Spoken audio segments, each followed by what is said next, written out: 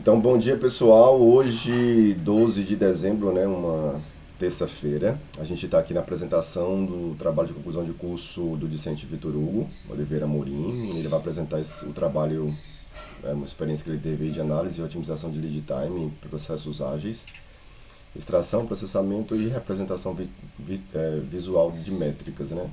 Agradeço aí antecipadamente o convite, o aceite do convite da professora Amanda e do professor Crescêncio. E também agradeço aqui a presença aqui dos professores Viviane e Alexandre. Vitor, você tem aí entre 20 e 40 minutos para apresentar seu trabalho. Boa apresentação. Certinho. Obrigado, Pablo. Também gostaria de agradecer o tempo dos senhores. E como meu orientador disse, tem um foco do meu trabalho, né? O título do meu trabalho vai ser uma análise e otimização de lead time e processos ágeis. E o foco é em extração, processamento e representação visual de métricas. Então vai ser um trabalho voltado para a área de engenharia de dados, mas com o tema aqui em processos ágeis. Bom, meu trabalho ele vai se dividir em alguns pontos chave aqui para a gente compreender de forma melhor, ficar mais didático e não se perdemos durante a apresentação, tá? Então eu vou passar aqui desde a introdução até apresentar como que o trabalho foi desenvolvido, metodologias, propostas de trabalho, né, comparando com trabalhos correlatos também que encontramos aí na web, e por fim os resultados e considerações finais. Para a gente compreender melhor esse trabalho, precisamos introduzir aqui um pouco sobre metodologia ágil. Metodologia ágil é um conjunto de práticas ali, de operações de fluxo de trabalho, que vai visar sempre uma eficiência e performance. Resumidamente, a metodologia ágil vai buscar sempre entregar os projetos ou trabalhos dentro do prazo com o menor custo possível. Então, é um sistema que se encaixou perfeitamente agora com empresas de software, né, que recebem fluxos grandes de operação e precisam estar sempre com entregas de projetos grandes. O feedback constante do cliente também é um ponto importante que a metodologia ágil traz, e isso evita que, quando chegue no final do projeto, o cliente esteja insatisfeito com a entrega, que acontece também em algumas operações. A metodologia ágil vem para suprir essa demanda, vem para corrigir essa falha, e o cliente vai estar, na maioria das vezes, de acordo com o que foi entregue. A comunicação frequente entre times também é um ponto importante, que são as DAIs, como chamamos aqui na metodologia ágil, porque isso vai garantir que os times estejam sempre ali alinhados, né? Os times estejam dentro do que é proposto do projeto, né? E que os gestores tomem as decisões on time, né? Que não seja uma coisa perdida durante o fluxo do projeto. E por fim, o cumprimento de prazos, que é justamente um pouco sobre o que o trabalho vai apontar, vai apresentar, um pouco sobre o lead time, né? A demora dos projetos, a demora das entregas, e isso também é um ponto importante sobre a metodologia ágil. Trouxe aqui alguns dados para evidenciar a importância da metodologia ágil dentro de empresas de software. Então, a Digital AI fez algumas pesquisas com algumas empresas norte-americanas em 2022 e a gente consegue perceber que 94% das empresas já tiveram pelo menos alguma experiência com desenvolvimento ágil, mesmo que a prática por completo dentro da operação não esteja aplicada, mas um fluxo ou outro ali já tem algum tipo de experiência dentro do sistema ágil. E um dado impactante é que em 2021, entre 2021 e 2022, houve um boom da implementação de metodologia ágil. Então a gente tem um crescimento aí entre esses 2 anos de 232%. Tá? Isso também é um impacto da pandemia, né? Um momento que a gente viveu ali dentro desse período e que forçou a adoção do trabalho remoto, e como a metodologia ágil ela se encaixa bastante bem com esse modelo de trabalho à distância, ela foi bastante adotada e teve um resultado positivo dentro dessas empresas. Então, para a gente entender sobre o lead time, ou duração de atividades, eu trouxe aqui uma imagem que é um pedaço do software que usamos para coordenar o projeto.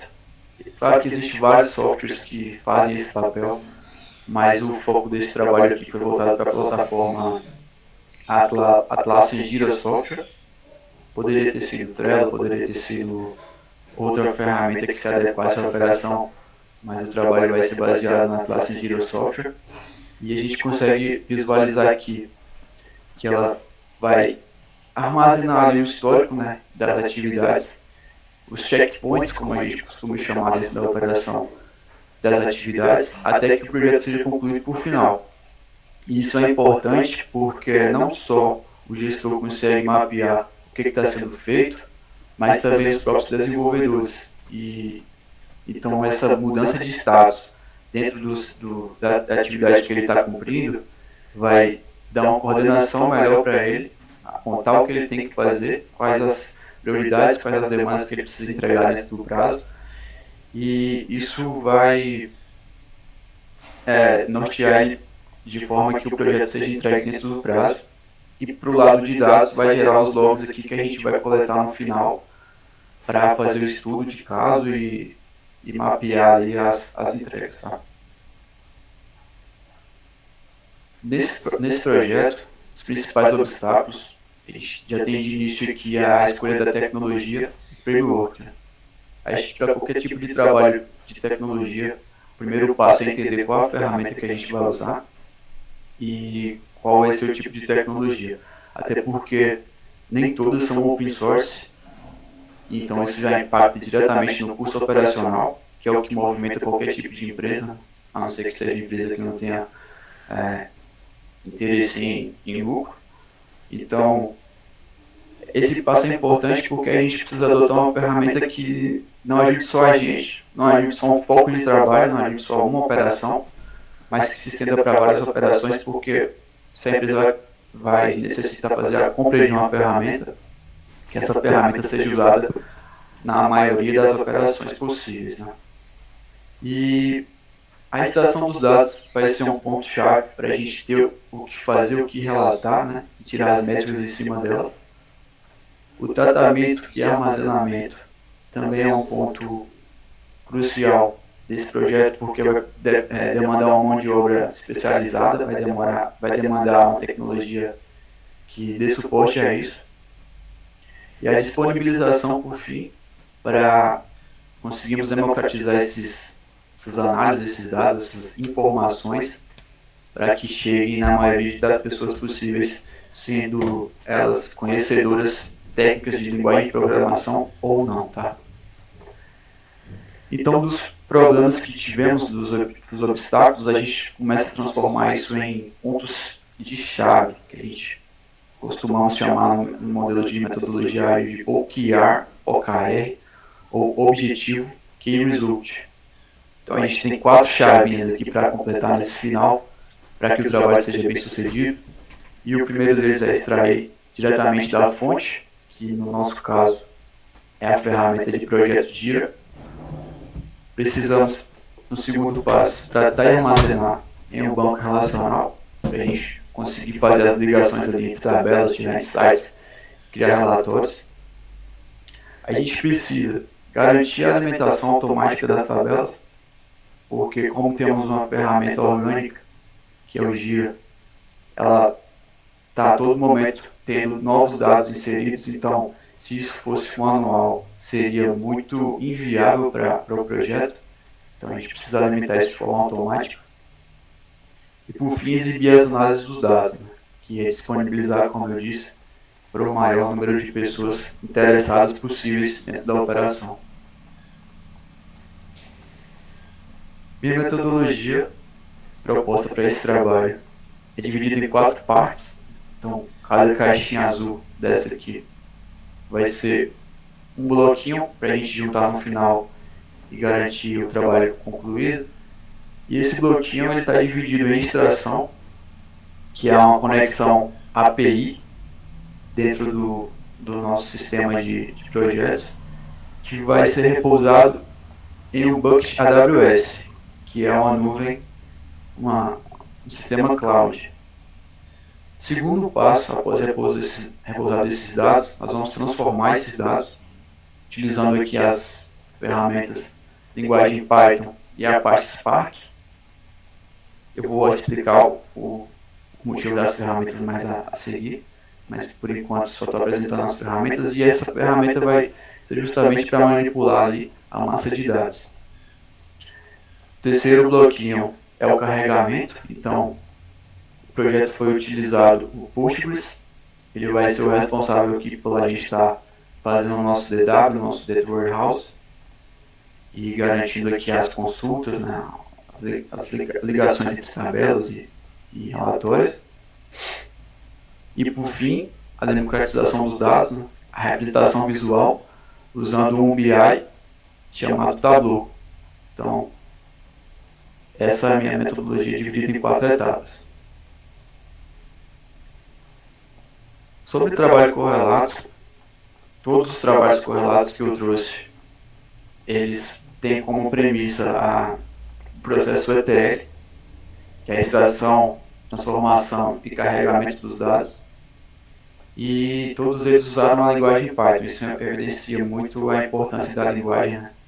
Principalmente no momento de hoje em que os dados estão em bastante ascensão. E a maioria deles também repousaram seus dados em nuvem por conta de custo e praticidade. Até porque quando começa a escalar o volume de dados, ter servidor próprio se torna um problema. Isso gera bastante custo, e na nuvem a gente consegue deixar isso bastante flexível, pagando só o que consome.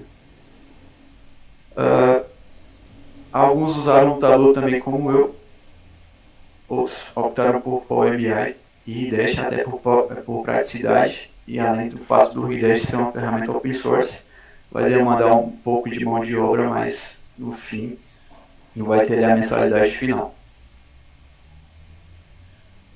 Proposta do trabalho. Então, de fato, aqui a gente já começa o desenvolvimento do trabalho. Vou passar pelas 4 etapas da metodologia que eu tinha contado. Começando aqui da extração, extract, e apresentar um pouco sobre a fonte de dados. Essa é uma foto do board da plataforma Gira. É aqui que os funcionários e os gestores vão colocar ali as atividades que precisam ser realizadas. Então a gente divide aqui em cima em bloquinhos: to do, in progress, in review e done. Claro que isso daqui pode ser construído de acordo o gestor prefira, né? Isso aqui é bem flexível, essa construção de divisão, mas só para evidenciar que são atividades, pequenas atividades que no fim vão se tornar um grande projeto. Então é aquele bordão, entre aspas, dividir para conquistar, que a gente tanto usa no meio de tecnologia. E esses dados, eles foram disponibilizados pela empresa de marketplace que esse projeto é baseado. A empresa disponibilizou para a gente no primeiro trimestre de 2022, que está disponível esse link aqui embaixo, para que essa análise possa ser feita. Então, reforçando aqui que esse projeto é um projeto real, que foi aplicado em empresa de marketplace nacional e que trouxe bons frutos para a empresa. Ainda sobre a extração de dados, a gente tem a conexão via API. Então aqui é um modelo de conexão com a linguagem Python, que a própria ferramenta do Gira fornece, para que a gente consiga fazer as extrações dos dados. E pontos importantes dessa ferramenta e desse tipo de extração é justamente a segurança que você vai ter com a plataforma. Então é uma conexão P2P, né, ponta a ponta, em que o cliente daquela plataforma ele vai receber um token de segurança para que ele possa fazer o handshake, ali, a conexão com a plataforma, com o banco de dados do sistema, e que isso não possa ter terceiras vias, né? Que isso possa ser uma conexão somente entre os dois, de forma segura, e que essa extração chegue com segurança ali dentro do banco de dados próprio do cliente, que no caso, como eu apontei, é a AWS, Sistema Cloud. A orquestração e agendamento, que é um ponto também importante quando a gente fala sobre a automatização dos processos. Então, o script que eu acabei de mostrar, ele vai ser inserido dentro da plataforma do Airflow, a parte Airflow, que é uma plataforma com a finalidade somente para orquestração, para automatização de processos, que nada mais vai ser que criações de DEX, que é uma sigla em inglês para Directed Acyclic Graph, que resumidamente vai rodar aquele código, rodar aquele script no momento que eu defini, tá? Então eu posso definir que aquele código seja executado de hora em hora, de 2 em 2 horas ou uma vez por dia. Essa ferramenta aqui ela vai justamente schedular, né, agendar nossos scripts para que eles possam ser automáticos. Claro que isso vai ter um custo por trás, claro que a gente precisa deixar um servidor ali focado somente nesse tipo de operação, mas que no final do dia vai ser um sistema bastante importante para o nosso projeto. E, como eu disse sobre custos, para a gente agendar uma orquestração e deixar que isso seja executado de forma automática, a gente precisou fazer uma análise para que isso não tenha um custo muito elevado. Então, pegamos a carga de dados de todo o histórico de inserções do Jira Software, fizemos um levantamento por horário de criação de atividades mesmo. O gestor vai no board do Jira e cria uma atividade para um desenvolvedor aplicar. E dividimos isso por horário. Então, esse 0 no eixo X até o 24, até o 23, 59, são os horários do dia. E conseguimos identificar que a grande maioria das atividades é inserida dentro do horário comercial.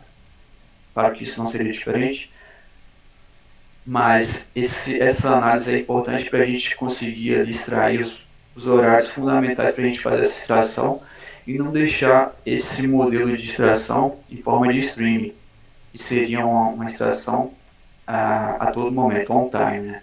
Uma extração ao vivo, entre aspas, que geraria um custo maior. Então, para a gente evitar que esse servidor fique ligado, executando ali a todo momento, nós dividimos aqui os horários em 3 horários do dia, para que a gente consiga coletar não só os dados gerados no momento, mas os dados que ficaram para trás.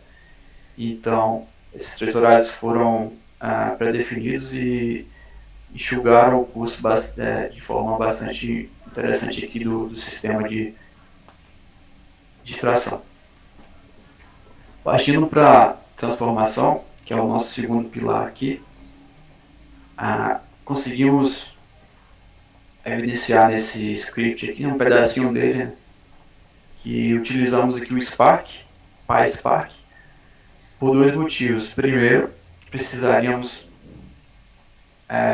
lapidar esses dados, né?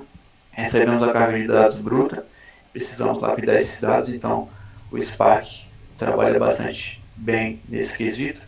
E o segundo quesito é a clusterização, que é a divisão dos trabalhos para serem feitas de forma conjunta. Então isso vai se encaixar bastante bem no modelo de Big Data. E esse script ele também tem um parâmetro de execution date, para que a gente consiga fazer um melhor versionamento, ver qual foi o dia que, caso venha a dar um problema, né, a gente consiga fazer o processamento e entre outras peculiaridades do sistema. E o motivo da gente ter utilizado o Spark é justamente o cenário de Big Data que ele se encaixa. Então, esse gráfico ele evidencia bastante bem uma comparação entre o PySpark, que foi utilizado em vermelho, e a biblioteca mais famosa do Python, que é o Pandas, para quem trabalha com dados, sabe? A biblioteca mais usada é o Pandas. E no eixo X a gente consegue ver que o volume de dados, né, na casa dos gigas, então de 10, 20, 30 até chegar aos 70, e no eixo Y aqui em segundos. Então quando a gente tem essa execução iniciada, percebemos que o Spark é bem mais interessante de ser usado, que quando chega na casa dos 70 gigas, ele é comparado aqui ao Pandas chegando na casa dos 10, em termos de tempo de execução. Além do fato de que o Pandas não daria suporte, porque teria estourado a memória aqui na casa dos 35 gigas. Então, é a ferramenta ideal para ser usada para um cenário de Big Data. O tratamento e carregamento, partindo para o terceiro pilar, foi armazenado dentro de uma Google, dentro da AWS Cloud, que é chamado de Amazon S3, e dividimos esses buckets, como a gente costuma chamar dentro do S3, em dois, dados brutos e dados tratados, até para a gente ter histórico, porque esses dados brutos eles vêm com formato JSON, e após a gente fazer o tratamento e as transformações dos dados, conseguimos colocar ali no bucket de dados tratados, que vai ser o bucket que os analistas ou interessados vão consumir.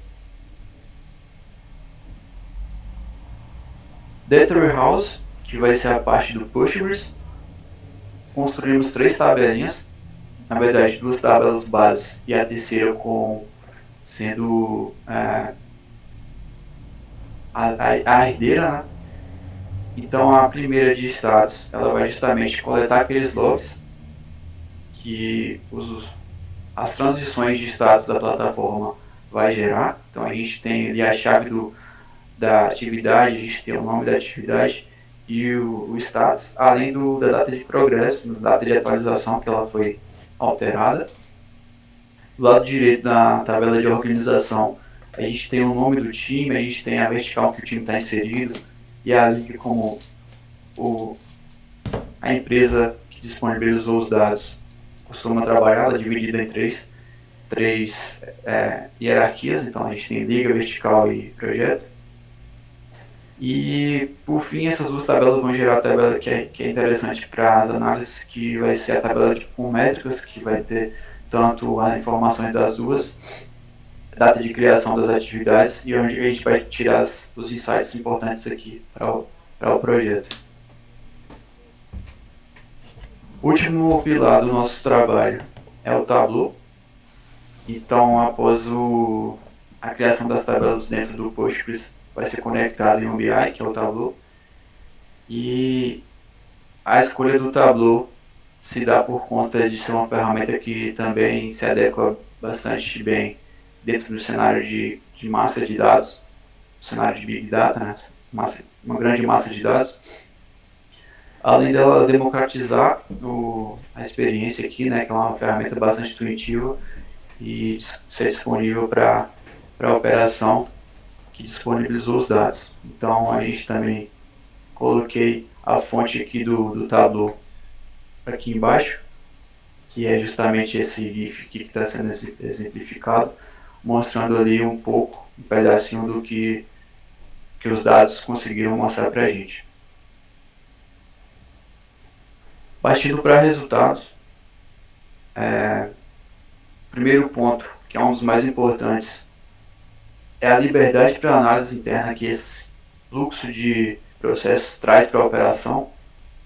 Isso é um ponto importante para a gente apontar, porque algumas ferramentas, como por exemplo o próprio Gira, eles até trazem alguns gráficos nativos dentro da própria ferramenta. Você consegue desvendar ali o quanto que está sendo feito, alguns tipos de análise, mas ela é bem engessada, ela não consegue fazer relatórios entre equipes que sejam distantes, e você fica refém de custos operacionais e custos de marketplace em cima da própria ferramenta. Então você tem que pagar mais para ter um plugin extra, você precisa estar tendo ali constante contato com a plataforma para ter algum insight, alguma análise que você quer fazer, mas quando você tem esses dados em mão, você consegue fazer por conta própria e de maneira bem mais flexível.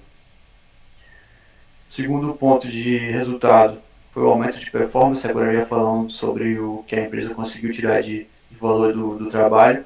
O aumento de performance foi bastante evidente. A melhora no tempo médio, que a gente consegue ver com a linha do gráfico descendo aqui para os 3 meses, foi impactante também. A gente conseguiu cair de 26 dias para 19 dias de média, tá? Isso aqui é uma média de tempo de entrega. E a extinção de trabalhos duplicados, porque quando a gente coleta esses dados, a gente consegue ver o que as equipes estão fazendo. E para um cenário de empresa que tem muitos funcionários, né? Empresa nacional, multinacional de software, são muitas divisões de times, squads, enfim, muitos projetos sendo aplicados. Alguns deles estão trabalhando no mesmo projeto e acabam não sabendo. Então, a metodologia ágil vem a dar suporte a isso, e essa análise também consegue evidenciar bastante bem esse tipo de problema.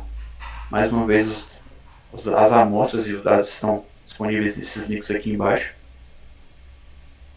E o fluxo do meu projeto, né, dando um resumo geral dos pontos que passamos.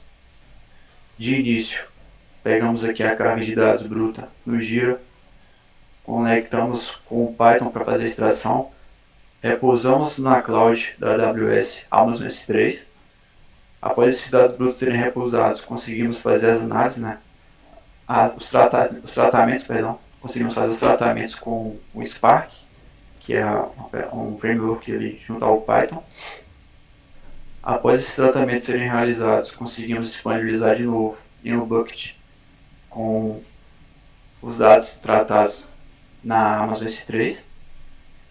Por fim, conectamos o nosso DW nesses dados tratados, passamos para a ferramenta de BI, até que os gestores tenham o acesso, né, para que eles possam tomar ali as melhores decisões baseados em dados que é chamado de modelo data-driven, que as empresas tanto vêm adotando em suas operações. Comparação com trabalhos correlatos, trouxe aqui alguns benefícios e dificuldades. Então, de benefícios, conseguimos apontar a escalabilidade, que é um fator bastante importante, e a velocidade de processamento, principalmente dentro do cenário de Big Data, onde os dados chegam na casa dos petabytes, né? Então, a velocidade de processamento ela vai ser bastante importante para que a gente não perca tempo fazendo as análises e que os gestores também, como têm seus tempos ali escassos, né? Reuniões atrás de reuniões, consigam tirar um relatório ali e que o software entregue em um tempo hábil. E dificuldades é justamente a complexidade técnica, porque usamos aqui algumas ferramentas que necessitam de programação, e a escolha das ferramentas até por conta de algumas serem open source e outras não. Então, isso vai depender, claro, do projeto que vai ser proposto, e vai depender também da empresa que está por trás, né?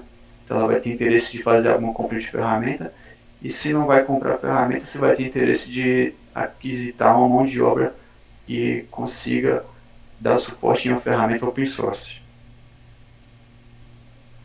Considerações finais, é bem um resumo das considerações do projeto. Então, a implementação ela possibilitou uma análise maior de dados gerenciais, né? Então, os gestores tiveram maiores insights do que naquelas 10 da própria plataforma. Ferramentas open source elas foram eficazes, né? Até por conta de termos orçamentais. No fim do mês ali a gente precisa estar fechando sempre no azul, no verde, então a gente precisa também usar ferramentas open source, não só ficar fechado em ferramentas pagas. E o controle do armazenamento, né? Até por conta de você conseguir ter uma análise ali histórica mais profunda, porque você é o guardião dos seus próprios dados. E para trabalhos futuros, eu trouxe 2 pontos aqui. que também são métricas são métricas ágeis, que é o cálculo CFD, né? O cálculo de fluxo de diagrama de fluxo acumulativo, que também é uma implementação que usa o lead time, mas vai um pouco além para ver o processo da operação, como que se ele está inchado, se ainda cabem mais atividades dentro daquele time. E essa métrica ela é interessante para que a gente não sobrecarregue uma operação e acabe que não consiga entregar nada no final ou entregue sem qualidade. E o segundo cálculo é o cálculo de custo por atividade. Então, tendo aqui um link com dados de RH, a gente consegue evidenciar quanto que aquele projeto está custando, quanto que aquela atividade está custando, né? Baseado em seu tempo e baseado sobre a remuneração do funcionário. Fazendo alguns cálculos, a gente consegue evidenciar esse preço por trás do projeto. As referências do projeto e meu agradecimento aos professores presentes e principalmente aí ao meu orientador Paulo, que me ajudou bastante.